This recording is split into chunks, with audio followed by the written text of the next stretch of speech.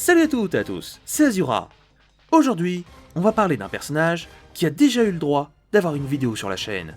Une de mes premières vidéos, bourrée de fautes, et qui a plutôt mal vieilli en un an. Donc aujourd'hui, nous allons retracer une nouvelle fois l'histoire de Daken, mais cette fois-ci, nous allons la finir. Car oui, entre-temps, les scénaristes ont trouvé une fin pour son histoire. Mais avant de vous raconter son histoire, revenons rapidement sur sa création. Le personnage de Daken apparaît la toute première fois dans le comics Wolverine Origin numéro 5, sorti en octobre 2006. Il a été créé et inventé par Daniel Way et par Steve Dillon. Côté jeux vidéo, Daken est assez discret. Il apparaît seulement dans 2 jeux vidéo, qui sont Marvel Avengers Alliance et Marvel Puzzle Quest. Côté cinéma, aucune trace de lui pour l'instant. Cependant, le nom de Akihiro a été prononcé dans une scène du film Avengers Endgame, donc peut-être, je dis bien peut-être, qu'il apparaîtra prochainement sur le grand écran. Pour celles et ceux qui veulent découvrir toute l'histoire de Daken à leur rythme, sautez directement à ce timecode pour retracer tout son parcours dans les comics. Pour les autres, c'est parti pour son histoire. Pour comprendre pourquoi le fils de Wolverine en veut tellement à son père, revenons quelques années en arrière. Dans un petit village isolé au Japon, vivait une femme nommée Itsu qui tomba amoureuse de Logan. Un soir où Logan rentrait chez lui, il tomba sur le corps de sa femme en sang, abattu par le soldat de l'hiver. Logan, furieux, partit à la chasse du meurtrier, laissant sans le savoir son fils qui venait de naître. Romulus, l'homme qui avait engagé le soldat de l'hiver, récupéra l'enfant et l'envoya dans une famille aisée. Daken passa la plus grande partie de son enfance là-bas. Cependant, il était souvent victime d'insultes et de moqueries de la part des serviteurs et des autres enfants de la famille. Un soir, Daken entendit sa mère d'adoption dire qu'elle ne l'aimait pas. Pour se venger, Daken tua le nouveau-né de la famille sans aucune pitié. Folle de rage, la mère d'adoption prit un fusil et essaya de tuer le jeune homme. Par réflexe, Daken utilisa pour la toute première fois ses griffes et tua la jeune femme. Accablé par le chagrin, le mari prit le fusil et se suicida sous les yeux du jeune mutant. Romulus, qui avait observé la scène, apparut et décida d'entraîner le jeune homme. Daken fut alors entraîné pendant 2 longues années par Cyber, l'homme qui avait également entraîné Wolverine. Pour tester le jeune mutant, Romulus ordonna à Daken de tuer tous les soldats du camp et d'affronter Cyber. Alors que le jeune mutant allait tuer son entraîneur, Romulus l'arrêta, disant qu'il avait encore besoin de lui. Plus tard, Romulus révéla à Daken que son père était encore en vie, mais mentit en disant que c'était lui qui avait assassiné sa mère par peur de ce que son fils pourrait devenir. En entendant ces mots, Daken commença une haine féroce envers son père, que Romulus continua à nourrir jour après jour. Quelque temps plus tard, Daken décida d'infiltrer un bâtiment du Shield où était détenu Wolverine. Alors que Logan était attaché, il lui trancha l'estomac et le laissa se vider de son sang, reproduisant alors la scène de crime où sa mère fut tuée. Grâce à son facteur autoguérisseur, Wolverine en profita pour s'évader de la prison du Shield. It'll heal. Peu après, Daken reçut un appel expliquant où trouver Wolverine. Le jeune mutant réussit à retrouver son père et décida de l'affronter une nouvelle fois. Daken, qui était bien plus rapide, prit l'avantage sur son père, qui retenait ses coups. Le fils de Wolverine en profita alors pour trancher la gorge de celui-ci.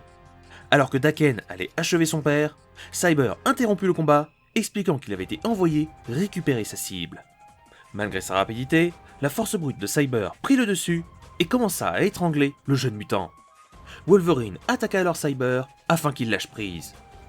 Daken, qui reprenait ses esprits, décida de prendre la fuite, laissant alors les 2 mutants s'affronter l'un l'autre.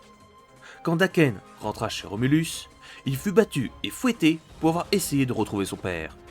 Cependant, malgré la torture et l'interdiction de retrouver Logan, Daken repartit sur les traces de son père. Il le retrouva lors d'un affrontement contre Deadpool qui l'avait ligoté au-dessus d'une piscine. Yay! Now it's fighting time! Les 2 hommes s'affrontèrent alors, libérant Wolverine dans leur affrontement. Alors que le jeune mutant allait attaquer son père, il se prit un tir de sniper dans la tête. Wolverine avait planifié un faux affrontement contre Deadpool pour attirer son fils, et ordonna aux soldats de l'hiver de tirer sur Daken avec une balle en carbonadium, un métal capable de diminuer le facteur autoguérisseur. Daken tomba au sol et perdit connaissance. À son réveil, Daken se retrouva face à son père, mais à cause de l'impact de la balle, il avait perdu la mémoire. En retournant à San Francisco, Daken rencontra Miss Sinister qui proposa de l'aider à retrouver les mémoires. Daken suivit alors la jeune femme jusqu'au manoir de Sebastian Shaw dans l'espoir de retrouver ses souvenirs perdus. Miss Sinister essaya de charmer Daken dans le but qu'il devienne loyal envers Shaw. Comprenant qu'elle ne réussirait pas, Miss Sinister implanta dans l'esprit de Daken des faux souvenirs d'une liaison qu'il aurait eue avec elle. Le choc mental fut si violent que Daken tomba au sol et s'évanouit. Alors qu'il dormait, Charles Xavier, qui était venu l'aider, lui débloqua sa mémoire afin qu'il se retourne contre Shaw. Daken se réveilla brusquement et comprit qu'il avait retrouvé toute sa mémoire. Le jeune mutant comprit également la ruse de Miss Sinister et la transperça avec ses griffes. Wolverine, qui avait accompagné Charles Xavier, essaya de calmer son fils, sans grand résultat. Charles Xavier utilisa alors son pouvoir pour montrer à Daken que Logan était innocent dans le meurtre de Hitsu. Malgré cela, Daken continua de détester son père et préféra partir seul. Il réapparut, plus tard, en tant que membre des Dark Avengers.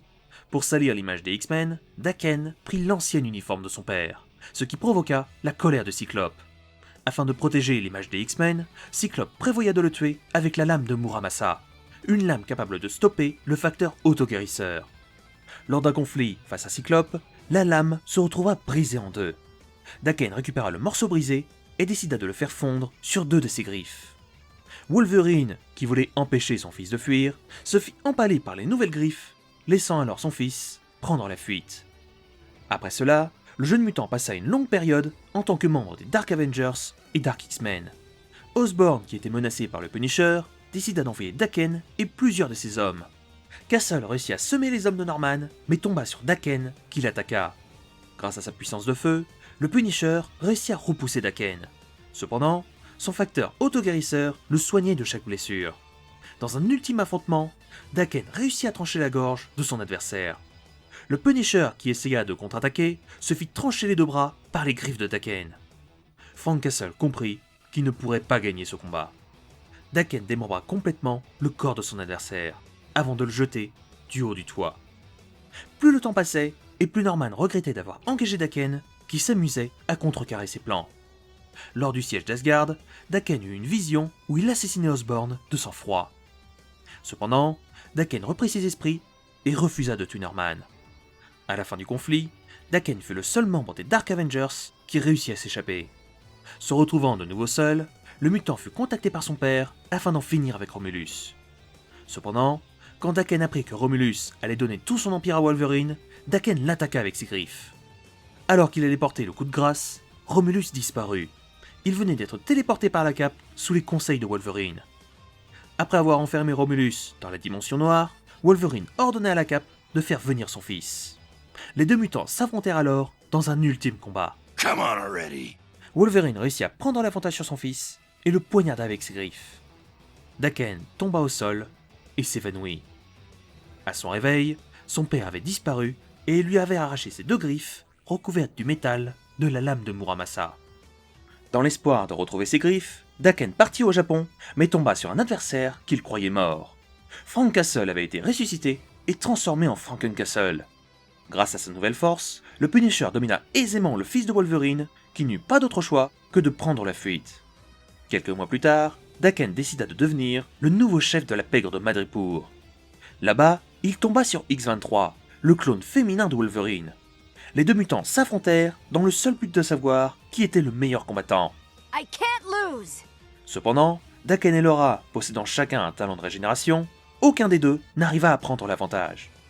Après avoir eu le contrôle partiel de Madripoor, Daken rentra à Los Angeles dans l'espoir de devenir le nouveau chef de la pègre. Là-bas, il tomba accro à une nouvelle drogue très puissante qui neutralisa son pouvoir d'auto-guérison. Inquiet sur son état de santé, il décida d'aller voir Reed Richards à New York, qui révéla que son facteur autoguérisseur commençait à attaquer ses propres cellules. Comprenant qu'il allait mourir, Daken prévoya son ultime plan avant sa mort. Pour commencer, Daken attaqua son père avec un hélicoptère, puis il fit exploser la tour des Avengers et le QG des 4 Fantastiques. Ensuite, il drogua Reed Richards avec la nouvelle drogue, avant de se faire attaquer par plusieurs héros. Alors qu'il était encerclé, Wolverine arriva, expliquant qu'il voulait régler ça à sa manière. Daken se jeta dans les bras de son père, suppliant de le pardonner. Le fils de Wolverine déclara également, le sourire aux lèvres, d'être désolé d'avoir posé une autre bombe à l'école Jean Grey. Daken enclencha alors une autre bombe qu'il avait sur lui et disparut dans les flammes. Il réapparut peu de temps après en tant que nouveau membre de la confrérie des mauvais mutants. La confrérie réussit à capturer Wolverine, qui le livra à Daken. Son fils lui reprocha de ne pas avoir grandi comme un enfant normal. Puis, il enferma Wolverine dans une pièce qui se remplissait d'eau, dans le but que son père puisse le voir en mourant.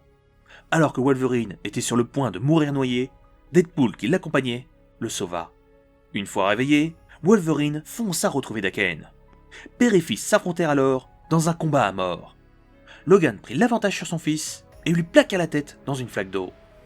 Daken, ne réussissant pas à se relever, mourut noyé.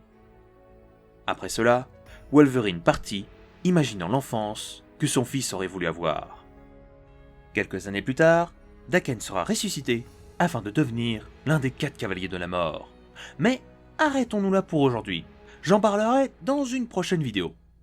Maintenant que vous connaissez la plus grande partie de son histoire, revenons sur ses capacités. Étant le fils de Wolverine, Daken a hérité de son facteur autoguérisseur.